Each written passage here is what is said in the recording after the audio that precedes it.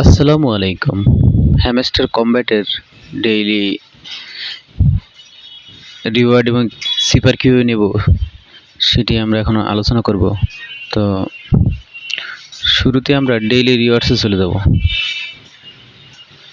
Daily রিওয়ার্ডসে চলে গেলাম।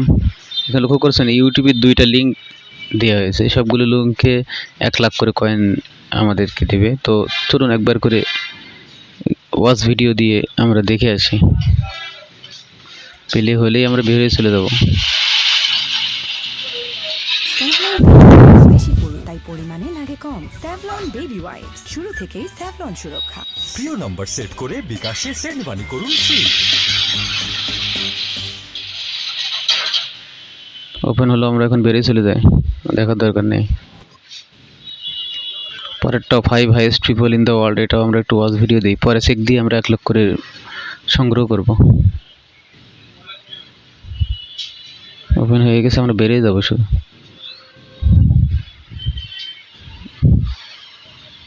ইতিমধ্যে দিয়েও দিয়েছে, নিচেটা অবশ্য চেক নেই, ওটা নিচেটা খুব সম্ভবত গতকালকে ছিল।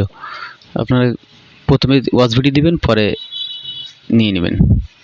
এরপরে আমরা আমাদের প্রধান যে কাজ সেটা হচ্ছে ডেইলি রিওয়ার্ডস গ্রহণ করা। আমরা ডেইলি রিওয়ার্ডস গ্রহণ করব,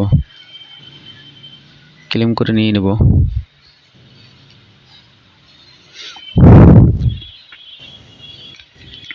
তো এরপরে আমাদের ডেইলি সিপার, তো ডেইলি সিপারে ঢুকলাম। ঢোকার পরে আজকে 28শে জুলাই, আমাদের কোডটি হচ্ছে টিকার। তো টিকার কীভাবে লিখবো আমরা? TICKER লিখতে গেলে প্রথমে টি লিখতে হবে আমাদের। টি লিখতে গেলে একটা হাইফেন, আই লিখতে গেলে 2টা ডট, সি লিখতে গেলে হাইফেন ডট, কে লিখতে গেলে হাইফেন ডট আবারও হাইফেন, ই লিখতে গেলে একটা ডট, আর লিখতে গেলে ডট হাইফেন ডট। চলুন আমরা লিখে ফেলি।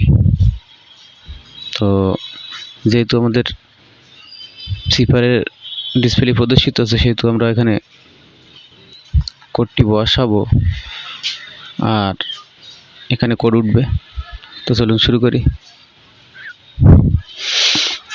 এখন আমাদের প্রথমে টি তুলতে হবে। তো টি তুলতে গেলে আমাদের কি করতে হবে? 2 সেকেন্ড ট্যাপ করে ছেড়ে দিতে হবে। 2 সেকেন্ড ট্যাপ করে ছেড়ে দিলাম, টি উঠলো।